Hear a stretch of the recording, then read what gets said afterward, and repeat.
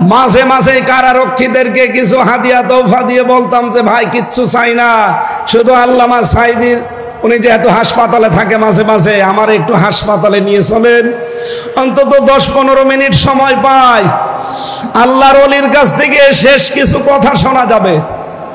উনি আমার শেষের দিকে 10টা মিনিট উপদেশ দিয়েছিলেন, হামজা আমার হয়তো জীবনে বের হওয়া যাবে কিনা জানি না, তবে যদি বাইরে যেতে পারো, আমার 2টা কথা বেশ ভালো মনে আছে, চট্টগ্রাম আর খুলনা এই 2টা জায়গার নাম তিনি বলেছিলেন যে এই 2 জায়গায় যদি যেতে পারো, বাংলার জনগণকে এই 2 জায়গায় জানাবে কোনদিন আমি কোরআনের কথা বলতে পিছপা হইনি, তোমারও নির্দেশ দিলাম কোনদিন পিছপা হবা না।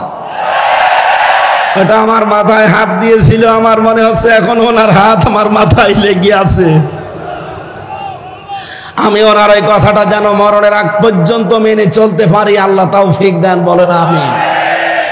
কারণ সেই জবান কোরআন বলে, ওই জবানে কোনো ভয় থাকা উচিত না। কথা বলেন।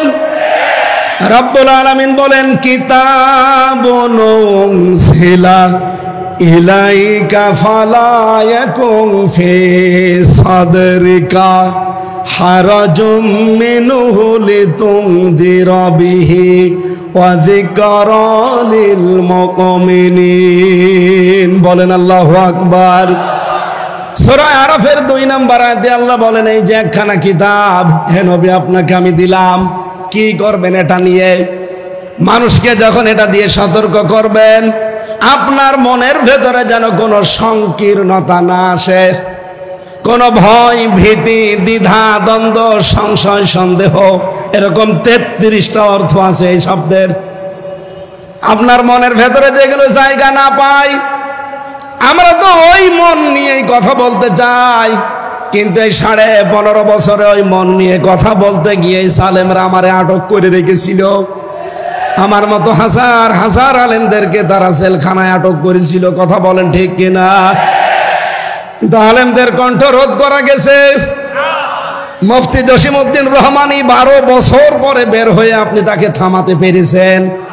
মাওলানা মামুনুল হক 3 বছর পরে বের হয়ে থামাতে পেরেছেন।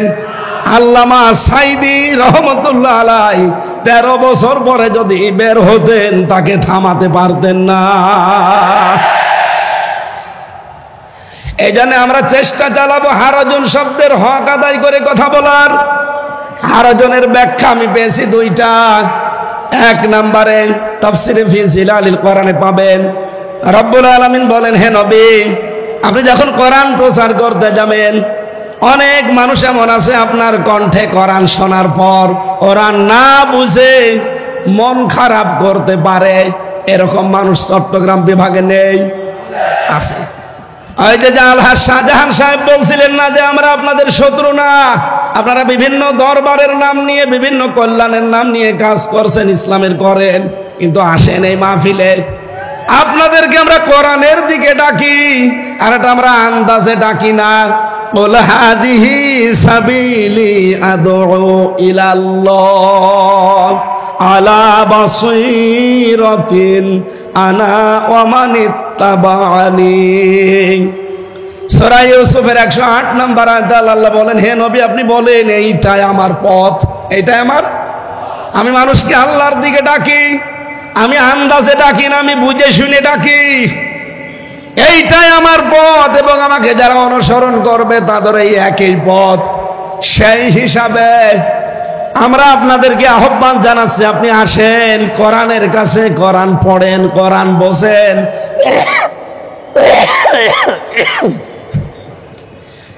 কিন্তু হারাজন শব্দের ব্যাখ্যাটা মিলে যায়। অনেক মানুষ দেখি না বুঝে না জানার কারণে আন্দাজে আমাদের উপরে মন খারাপ করে। আপনার সাথে আমার জমি জায়গা নিয়ে কোনো ভেজাল আছে? টাকা পয়সা নিয়ে ভেজাল আছে? বলেন বলেন। আপনি ইসলামকে বিদায় করে দিতে চান, নতুন ইসলাম আমদানি করতে চান, অথচ শান্তি কামনা করেন। কিয়ামত হয়ে যাবে, কিয়ামত হয়ে যাবে, আপনি শান্তি পাবেন না। এক দোকানদার, একটা ছোট্ট উপন্যাস পড়েছিলাম। এক দোকানদার তার কর্মচারীর নাম হচ্ছে ইসলাম। তার একটা মেয়ে ছিল, নাম তার শান্তি। যেহেতু এক জায়গায় থাকে, ছেলে আর মেয়ে দুইজন এক জায়গায় থাকলে আকর্ষণ সৃষ্টি হতে পারে না। আল্লাহ 6টা জিনিসের প্রতি মানুষের আকর্ষণ তৈরি করে দিয়েছেন, তার ভেতরে 1 নম্বরে মহিলা, নারী। যেহেতু পর্দার বিধান মানে না, এই জন্য তাদের ভেতরে দেখা সাক্ষাৎ, প্রেম, মন দেওয়া নেওয়া। শেষ পর্যন্ত মালিক টের পাওয়ার পরে বলছে, দেখো আমার বাড়ির কর্মচারী আর আমার মেয়ের সাথে লাইন, আচ্ছা করে পিটিয়ে চাকরি শেষ করে বাড়িতে তাড়িয়ে দিয়েছে। ইসলাম চিন্তা করছে, মালিক তোমার এই শান্তির কারণে আজ আমি মার খেলাম, চাকরি হারালাম, দেখি ওই শান্তি কয়দিন বাড়ি থাকে। চট্টগ্রাম রেল স্টেশনে যে মোবাইলে কল দিয়েছে, শান্তি তুমি কোথায়? বাড়িতে। তাড়াতাড়ি চলে আসো, চট্টগ্রাম রেল স্টেশনে পালানো লাগবে।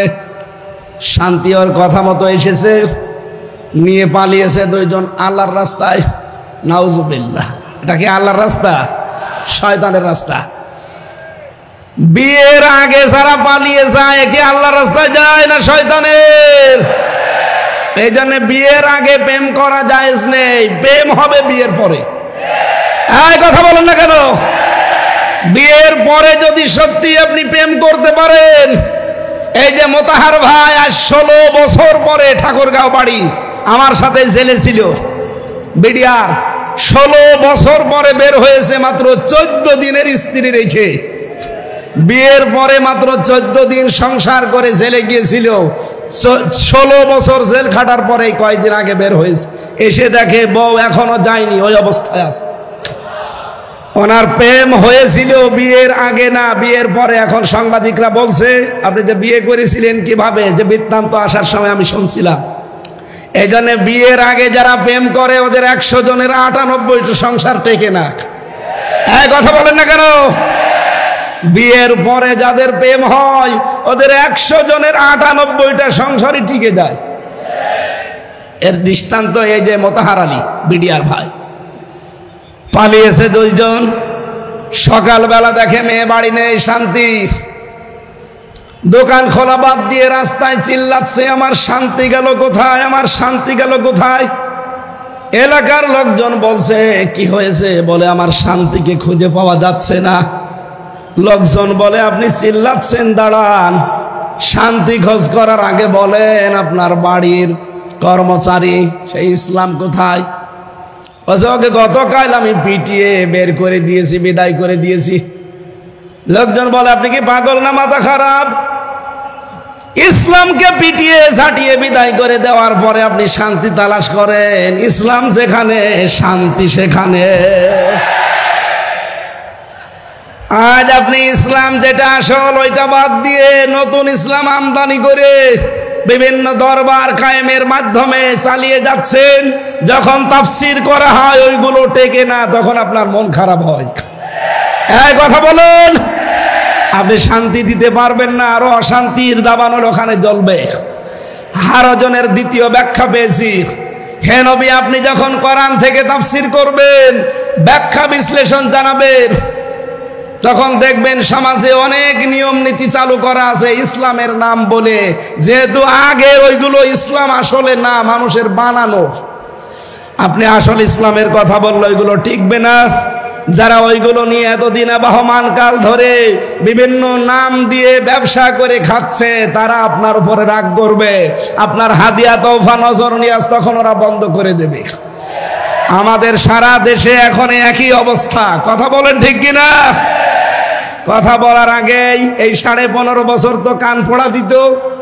এখন কান পোড়া না দিলেও এই কথা বলে যে কোরআন থেকে আপনি কথা বলবেন, শুধুমাত্র কবরের কথা বলবেন। আরে ভাই, আপনি যে কবরের কথা বলার জন্য আমার কানের কাছে মুখ নিয়ে বলেন, কবরে তো সর্বপ্রথম শুরু হবে 3টা রাজনীতি।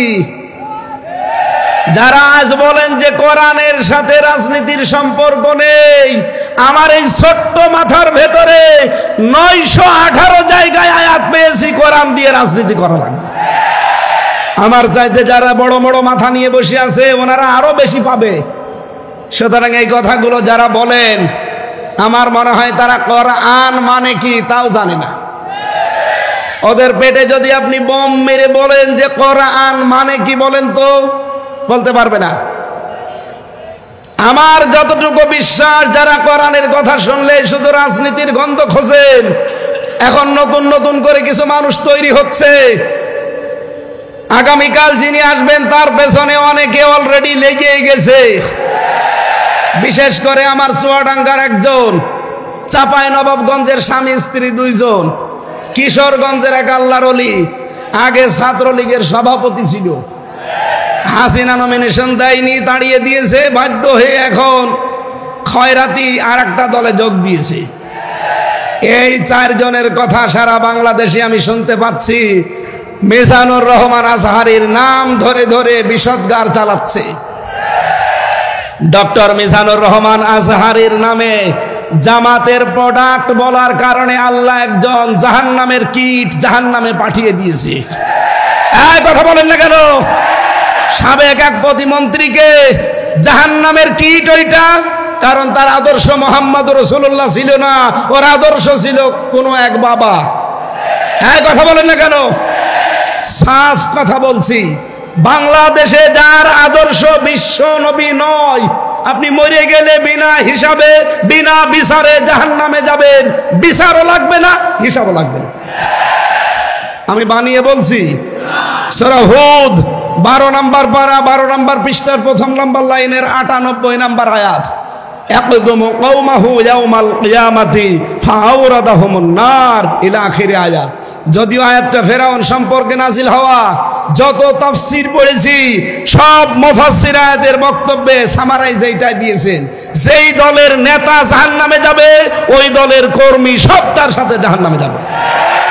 আপনি আবার বিবেককে জিজ্ঞাসা করে দেখেন, আপনার নেতা কি জান্নাত পাওয়ার মতো? আপনি এমন নেতার আদর্শ মানেন যার রাত 9টার পরে ঠিক মতো পা মাটিতে পড়ে না, তাল গাছকে ধাক্কা দিয়ে বলে ভাই সাইড দে, আর কতক্ষণ দাঁড়াবো? এই কথা বলেন না কেন? এই জন্য রাজনীতির গন্ধ না খুঁজে মাওলানা আজহারীকে যারা জামাতের প্রোডাক্ট বলে চালানোর কারণে মারা তো গেছে, আমার মনে হয় অলরেডিও জাহান্নামে চলেও গেছে। কারণ তার আদর্শ যেহেতু বিশ্ব নবী ছিল না, যার আদর্শ নবী মুহাম্মদ রাসূলুল্লাহ না, সে কোথায় যাবে? আরো জোরে বলেন। এখন যারা এগুলো বলছেন জনগণকে বিভ্রান্ত করার জন্য, উনি অ্যাক্টিভ ভাবে কোন রাজনৈতিক দলের সাথে নাম লিখাননি। কথা বলেন না কেন? আরো জোরে বলেন। আরে ভাই, এই গত 4 দিন আমরা যারা কথা বলছি, মাওলানা আব্দুল্লাহ আল আমিন, মাওলানা কামরুল ইসলাম সাঈদ আনসারী, সাজ্জেদ কামাল উদ্দিন জাফরি হাফিজাহুল্লাহ, আমি আমির হামজা সহ যদি কোনো ট্যাগ আমাদের পেছনে দিতেন, তাও হয়তো কেউ বিশ্বাস না করুক, শয়তান হালকা বিশ্বাস করত। কিন্তু আপনি ওই লোকটার নামে এমন একটা ট্যাগ লাগিয়ে দিচ্ছেন, শয়তানও বিশ্বাস করে না। আল্লামা সাঈদের বিরুদ্ধে যে মামলাগুলো দিয়েছিল তার ভেতরে একটা ছিল ধর্ষণের মামলা।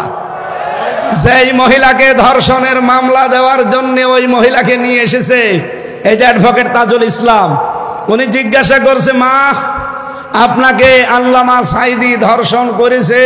বলছে জি হ্যাঁ। আপনার জন্ম তারিখ কত, জন্ম সাল? যে 1975। 1975 সালে আপনার জন্ম, আর 1971 সালে উনি আপনাকে ধর্ষণ করেছে। ওটা কি রুহের জগতে? এ পোড়াটা যে বানোয়াট, এটা আমি নিজের জীবন দিয়ে টের পেয়েছি। কারণ 3টা বছরে ওরা আমার এই বানোয়াট মিথ্যা একটা মামলা সাজিয়ে ফাঁসির কন্ডেম ছেলে রেখে দিয়েছে। 3 বছর আমার জামিন দেয়নি, অথচ আগস্টের 5 তারিখের পর শুধু মামলাটা তুলতে দেরি। আদালত বলছে এ কি দেখে বিচার করব, এর ভেতরে তো কোনো মাল ম্যাটারস নেই। আমি যে বিচার করব কোনো কিছুই তো পাই না, শুধু জামিন না জান পুরা মামলা খারিজ করে দিলাম। আমি বলতে গেলাম যে আদালত 3 বছর এই মামলা তো আপনার কাছে ছিল, তখন তো বলেননি যে কোনো মাল নেই, আজকে হঠাৎ করে কি হয়ে গেল? এইটাই বলতো, হুজুর আমার কিছু করার নেই, আমার হাত বাঁধা ছিল। হ্যাঁ, কথা বলেন না কেন? আজকে আমার হাত খোলা আছে, আজ আমি ন্যায় বিচার করতে পারছি। আমরা বলতে চাই, এই দেশে 1628টা চেয়ারে দায়িত্বে ছিল যারা, সবগুলো জালেম আর জালেমদের দোষর।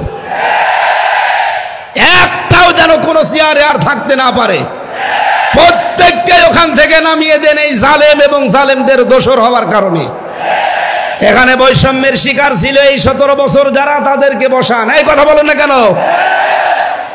এবং এই 1628টা চেয়ারে যারা বসবে, তাদের প্রত্যেকের হাত আমরা দেখতে চাই আবু সাইদের মতো এভাবে খোলা থাকবে। কারা কারা এটা চান দেখে?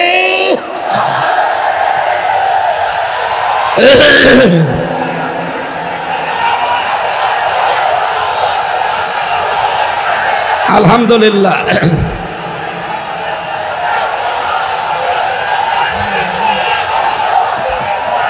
হ্যাঁ, এবার বসেন, আমি তো দাঁড়াতে বলি না, বসেন বসেন। আমাদের আজকের আলোচনার বিষয় আমি আরম্ভ করছি, যেহেতু হারাজন শব্দের ব্যাখ্যা বলছিলাম যে নির্ভীক হয়ে কথা বলা লাগবে।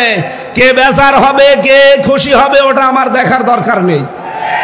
আমি দেখতে চাই আমার আল্লাহ কি বলেছে, রাসূল কি করেছে।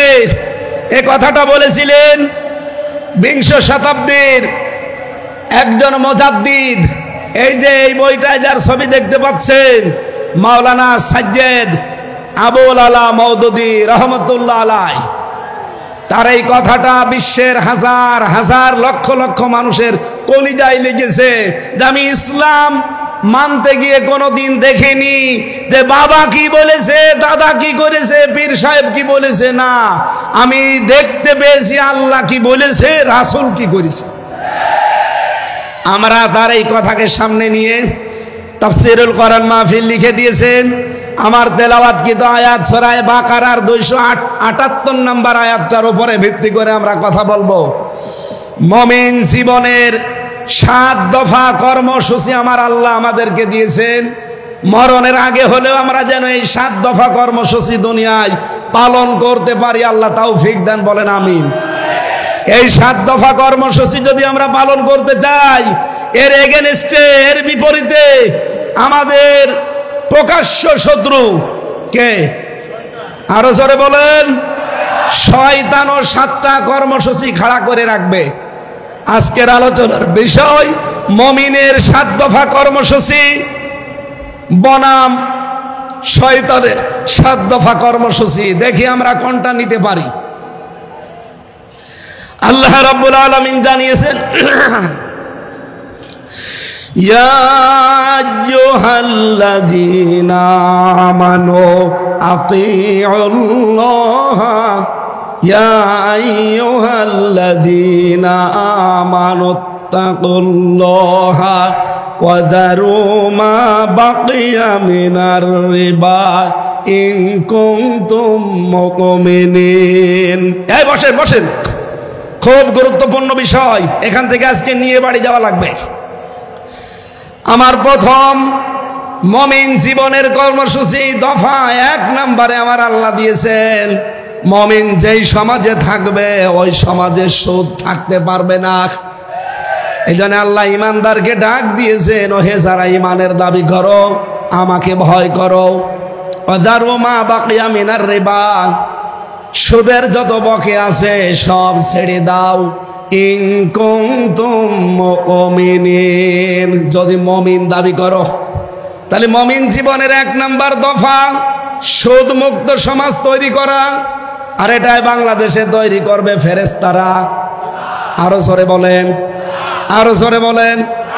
এই বাংলাদেশে এখন ইসলামী ব্যাংক আছে, যদিও জালেমরা এসালমের মাধ্যমে ৭৫,০০০ কোটি টাকা এখান থেকে মারিং কাটিং করে ব্যাংকটা দুর্বল করে দিয়েছে। আমরা চাই আল্লাহ পাকে ব্যাংকে আবার দাঁড় করিয়ে দেবেন। এই ব্যাংকে মোশারাকা, মোদারাবা, মোরাবাহা, বায়ে সালাম, বায়ে ইস্তেসনা, বায়ে মুআজ্জাল, বায়ে ওয়াহেদা সহ প্রায় ২৮টা নিয়ম নীতি আছে ইসলামী অর্থনীতিতে। এই বাংলাদেশে যত ব্যাংকিং সেক্টর আছে, ব্যাংকিং ব্যবস্থা আছে, সমাজে এই দেশে যদি সরকারিভাবে যাকাত কায়েম হয়, সবগুলোতে ইসলামী অর্থনীতির ভিত্তিতে ব্যাংক চলবে। কথা বলেন ঠিক কিনা? তখন ইচ্ছা করলেও আপনি আর সুদ খেতেও পারবেন না, সুদ দিতেও পারবেন না। আজ চট্টগ্রামের বিভিন্ন এলাকায় আমরা শুনেছি টাকা ছেড়ে রাখে, টাকা আসে না নেই? বলেন বলেন। 1000 টাকা দিলে মাসে মাসে 200 টাকা করে বেশি দেয়, তার মানে 1200 টাকা দেয়। এটা মায়ের সাথে জেনা করার গুনাহ হচ্ছে। চট্টলাবাসী, আজকে থেকেই কঠোর সিদ্ধান্ত নেওয়া লাগবে, আগামীর বাংলাদেশ হবে সুদ মুক্ত বাংলাদেশ। এটার জন্য যদি দল করা লাগে, এটার জন্য যদি মিছিল করা লাগে, এটার জন্য যদি মিটিং করা লাগে, এটার জন্য যদি ভোট দেওয়া লাগে, মুমিন জীবনের প্রথম দফা যেহেতু এইটা, এ কাজে আমরা আছি না নেই? আল্লাহ তৌফিক দান, বলেন আমিন। 2 নম্বরে বেশি দফা, মুসলিম না হয়ে আমরা কেউ মরব না। সূরা আলে ইমরানের 102 নম্বর আয়াতে আল্লাহ দলিল দিয়েছেন, ইয়া আইয়ুহাল্লাযীনা আমানুত্তাকুল্লাহা হাক্কা তুকাতিহি ওয়া লা তামুতুন্না ইল্লা ওয়া আনতুম মুসলিমুন। ওহে যারা ঈমানের দাবি করো, আমি আল্লাহকে ভয় করো যেভাবে ভয় করা উচিত, আর তোমরা মরবা না যতক্ষণ তোমরা মুসলমান না হতে পারো। আমাদের জাতির পিতা হযরত ইব্রাহিম আলাইহিস সালাম ইন্তেকালের আগে তার কলিজার টুকরা সন্তানদেরকে ডাক দিয়ে তিনি বলেছিলেন, ওয়া ওয়াসা বিহা ইব্রাহিম বানিহি ওয়া ইয়াকুব ইয়া বানিয়া ইন্নাল্লাহ হাসতাফা লাকুমুদ্দিনা ফালা তামুতুন্না ইল্লা ওয়া আনতুম মুসলিমুন। হযরত ইব্রাহিম ও ইয়াকুব ইন্তেকালের আগে সন্তানদেরকে ডাক দিয়ে বললেন, কলিজার টুকরার সন্তানেরা, অবশ্যই আল্লাহ তোমাদের জন্য একটা দিনকে নির্ধারিত করেছেন, মনোনীত করেছেন। দিন মানে রাতের পরে যে দিন আসবে ওই দিন, ওটা ইসলাম। দিন মানে কি? আরো জোরে বলেন। ওই দিন তোমরা দুনিয়াতে মেনে চলবা, ফালা তামুতুন্না, আর মরবা না, ইল্লা ওয়া আনতুম মুসলিমুন, যতদিন মুসলমান না হতে পারো। এজন্য মুমিন জীবনের দ্বিতীয় দফা হবে, মুসলিম না হয়ে আমরা মরব না। আল্লামা সাইদি রহমতুল্লাহ আলাইহি সারা জীবন যদি নিজে কোরআন পড়তেন, একটা শত্রু বাংলাদেশে পেতেন না। সারা জীবন যদি কোরআন বুঝতেন, একটা শত্রু তার থাকতো না। সারা জীবন যদি কোরআনে কারিম মেনে চলতেন, একটা শত্রু তার বাংলাদেশে থাকতো না। তিনি যেই বলেছেন এই কোরআন আমি নিজে পড়বো, নিজে বুঝবো, নিজে মানবো, শুধু তা না, এটা আমি মানুষকে মানাতে চাই। এই কথা বলুন। তখনই তার শত্রু হয়ে গেছে। চট্টগ্রামের আলেমদের আলেম, হাজার হাজার আলেমের উস্তাদ, হেফাজত ইসলাম বাংলাদেশের সাবেক আমির মরহুম আল্লামা শাহ আহমেদ শফি রহমতুল্লাহ আলাইহি যতদিন বলেছেন আমি কোরআন পড়বো, বুঝবো, নিজে মানবো, একটা শত্রুতার ছিল না, এদেশে অনেকে চিনতও না। যেই বলেছে না আমি এটা মানুষকে মানাতে চাই, তখনই তার নাম হয়ে গেছে তেতুল হুজুর। এই জন্য আমাদের এই দেশে আমি মুসলমান না হয়ে মরব না, এই কর্মসূচি হাতে নিলে অবশ্যই কিছুটা কিছু বাধা আসবে। সব বাধা আমি উতরিয়ে যাব, কারণ এটা আমার জীবনের দফা। 3 নম্বর দফায় পেয়েছি, ওসিলা ধরতে হবে জিহাদকে। কাকে? সূরা মায়েদার 35 নম্বর আয়াতে দেখবেন, ইয়া আইয়ুহাল্লাযীনা আমানুত্তাকুল্লাহা ওয়াবতাগু ইলাইহিল ওয়াসিলাতা ওয়াজাহিদু ফি সাবিলিহি লাআল্লাকুম তুফলিহুন। বলেন আমিন। আল্লাহ ডাক দিয়েছেন ইমানদাররা আমাকে ভয় করো আর আমাকে পাওয়ার জন্য একটা ওসিলা তালাশ করো, সেই ওসিলার নাম হচ্ছে জিহাদ। নাম কি? তাহলে আশা করা যায় তোমরা সফল হবে। বাংলাদেশে বহু মানুষ এই আয়াতটা নিজের দিকে টেনে টেনে ব্যাখ্যা করে, আমাদেরকে ভুল ইনফরমেশন দেয়। তারা বলতে চায় ওসিলা তালাশ করো মানে পীর ধরো।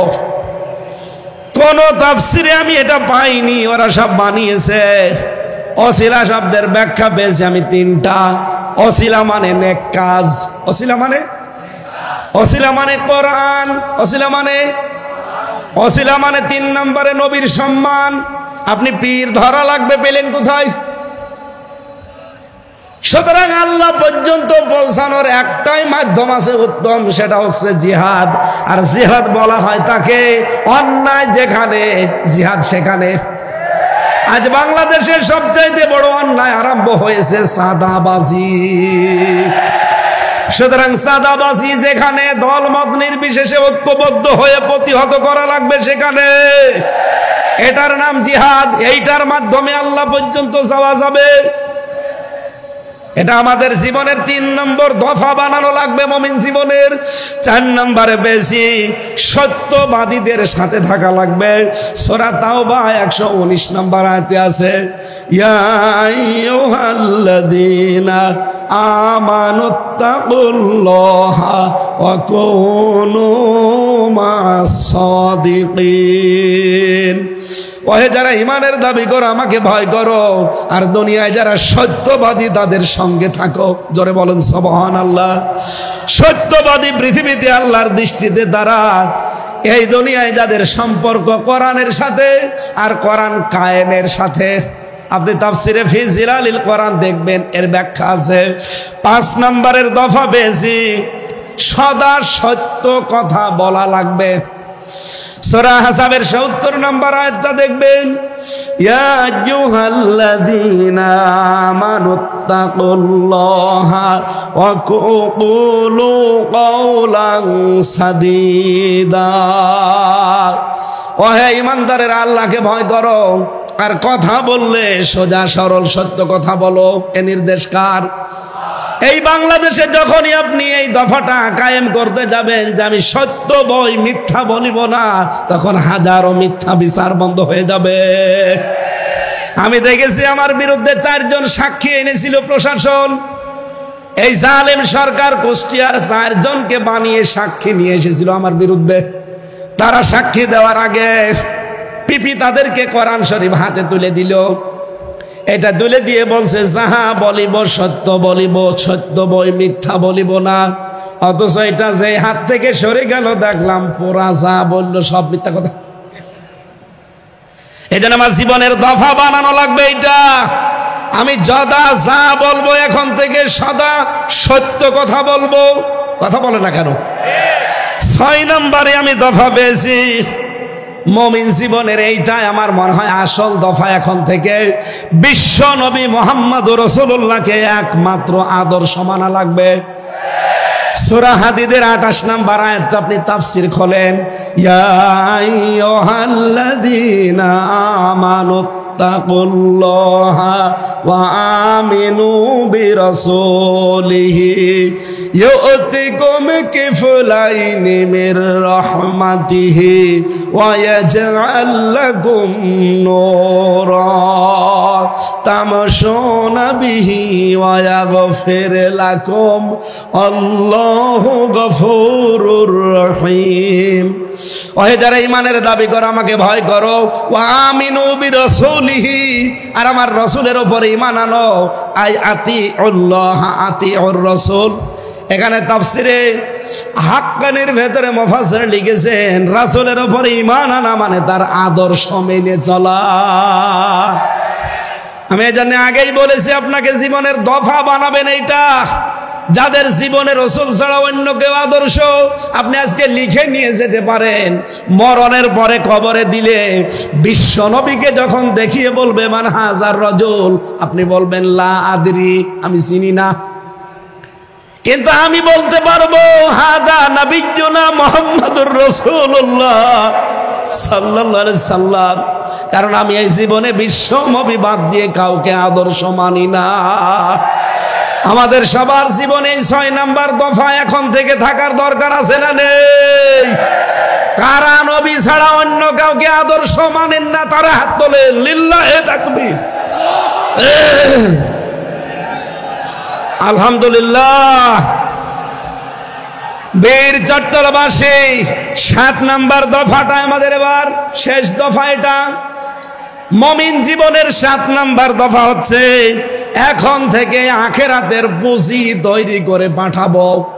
সূরা হাশরের 18 নম্বর আয়াতে আমার আল্লাহ দলিল দিয়েছেন, ইয়া আইয়ুহাল্লাযীনা আমানু তাকুল্লাহা ওয়াল তানজুর নাফসুম মা কদ্দামাত লিগাদ ওয়াত্তাকুল্লাহ ইন্নাল্লাহা খাবীরুম বিমা তা'মালুন। ওহে যারা ঈমানের ভয় করো, আমাকে ভয় করো। প্রতিটি ইমানদারের উচিত আগামীকাল তার কি পুঁজি তৈরি হচ্ছে এটা চিন্তা ভাবনা করে দেখা। আমি বলছি আবার আমাকে ভয় করো, তোমরা যা করো প্রতিটি জিনিসের খবর জানেন কে?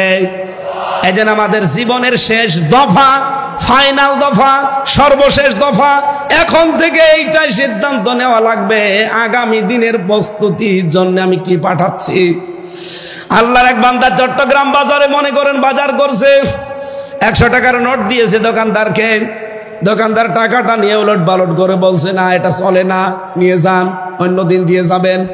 যেই বলেছে চলে না, উনি সেন্সলেস হয়ে পড়ে গেছে। লোকজন এসে বলছে, কি দোকানদার, এ বুজুর্গ মানুষটাকে আপনি মারধর করেছেন? বলছে, না, আগে হুঁশ ফিরান। হুঁশ ফিরিয়েছে, সেন্সলেস হয়ে গেলেন কেন? আপনাকে মেরেছে দোকানদার?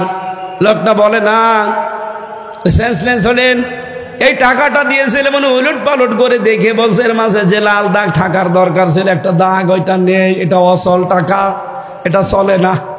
আমি চিন্তা করলাম আমারও তো জীবনের একটা 100 টাকার নোট আছে, তার নাম হায়াত। আমি যদি এখনই মারা যাই, কবরে আমাকে যদি আল্লাহ দিয়ে দেয়, জিজ্ঞাসা করে, বান্দা তোর যে জীবন নিয়ে আসলি এই জীবনটা অচল, এর ভেতরে শয়তানের যে 7 দফা ছিল প্রত্যেকটাই পাওয়া যাচ্ছে। শয়তানের 7 দফার প্রথম দফা, শয়তান চায় মানুষকে শিরকে নিমজ্জিত করতে। যখন পারে না দ্বিতীয় দফায় যায় সে মানুষকে কুফরি করাতে। এটাও যখন পারে না 3 নম্বরে তখন সে মানুষকে দিয়ে বেদাত করায়। আর বাংলাদেশে এটা সবচাইতে বেশি। 4 নম্বরে ও মানুষকে যখন আর পারে না বেদাত করাতে তখন কবিরা গুনার দিকে নিয়ে যায়। এটাও যখন পারে না, যখন বারবার সগীরা গুনাহ করায়। এটাও যখন পারে না তখন ভালো অপেক্ষা নিম্ন কাজ যেটা সেইটা করায়। এইটাও যখন পারে না 7 নম্বরে তখন তাকে কষ্ট আর মুসিবতের ভেতরে ফেলে দেয়। কষ্ট মুসিবতের ভেতরে ফেলে দিয়ে তখন আল্লাহকেও ভুলিয়ে দেয়। মানুষ যখন কষ্ট মুসিবত বিপদের ভেতরে নিজের হাতে নিজে পড়ে যায়, কোনো বিপদ আপদ কিন্তু আল্লাহ মানুষের উপর দিতে চান না, সব আমাদের হাতের কামাই করা। যেই বিপদে পড়ে মুসিবতে পড়ে নিঃস্ব হতে থাকে গনার কাছে, আল্লাহ রাব্বুল আলামিন তখন তাকে আকাশের চাঁদ ও ঝলসনা রুটির মতো দেখায়, তখন তার ঈমানই নষ্ট হয়ে যায়।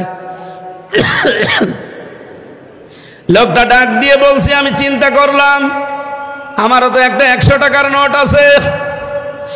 আল্লাহ পাক যদি বলে, বান্দা শয়তানের যে 7 দফা ছিল তোর আমলনামার ভেতরে, জীবনের ভেতরে সব দফাগুলো পাওয়া যায়। শিরিক পাওয়া যায়, কুফরি পাওয়া যায়, বেদাত পাওয়া যায়, কবিরা গুনাহ পাওয়া যায়, বারবার সগীরা গুনাহ করতি সেটা পাওয়া যায়, সবগুলোই তো পাওয়া যাচ্ছে। এই অসল আমলনামা দিয়ে আমার বানানো জান্নাত তোকে দেওয়া সম্ভব না। তখন আমার কি হবে এই চিন্তা করে আমি সেন্সলেস হয়ে গেছি। আমি যখন একা একা থাকি মাঝে মাঝে আমার চিন্তা হয়, রব্বুল আলামিন যদি বলে, হামজা 2024 সালের ডিসেম্বর মাসের 31 তারিখ পর্যন্ত তোরে মাফ করে দিলাম, যা, তোর জবাব দেওয়া লাগবে না। তোর এই 33 জানুয়ারি মাসের 1 থেকে আজকে 29 তারিখ, এই 30টা দিনের হিসাব দিয়ে তুই জান্নাতে চলে যা। আমার মাঝে মাঝে চিন্তা হয় একা থাকলে যে আমার এই 30 দিনের হিসাব দেওয়াও সম্ভব না। আপনারা পারবেন? এই জন্য 7 নাম্বার দফাটা এখন থেকে আরম্ভ করেন, আখিরাতের জন্য কিছু পুঁজি তৈরি করে পাঠান। আমি সহ যারা এসেছি প্রত্যেককে আল্লাহ পাক এই 7টা দফা মেনে চলার তৌফিক দিন, বলেন আমিন। শয়তানের এই 7 দফায় ঝাঁটার বাড়ি দিয়ে আজকেই বিদায় নিতে পারি, আল্লাহ তৌফিক দেন, বলেন আমিন। আগামীকাল যেহেতু এর চাইতে আরো 10 গুণ মানুষ বেশি আসবেন আপনারা, আমি জানি। এক একজন অন্তত 4-5 জন করে নিয়ে আসবেন। ডক্টর মাওলানা মিজানুর রহমান আজহারি শ্রদ্ধাভাজন বড় ভাই আগামীকাল আসবেন। আমি আমার যতটুকু কণ্ঠ এবং স্বাস্থ্য দুইটাই আজকে শেষ, একটাও সাপোর্ট দিচ্ছে না, জোর করে আসলে হয় না। যতটুকু বলেছি এই গলার উপরে আর জীবনের উপরে জোর দিয়ে আল্লাহ আমাদেরকে মেনে চলার তৌফিক দিন। আগামীতে কোনো জায়গায় সুন্নতি ময়দানে আগামীতে এক জায়গায় আসবো ইনশাল্লাহ। এরপরে আরো বাঁশখালীতে আসার কথা আছে, যেখানে এখানে আসবো, কোরআন থেকে হাদিস থেকে কথা বলবো ইনশাআল্লাহ। আজকের মতো শেষ করছি, আমিন।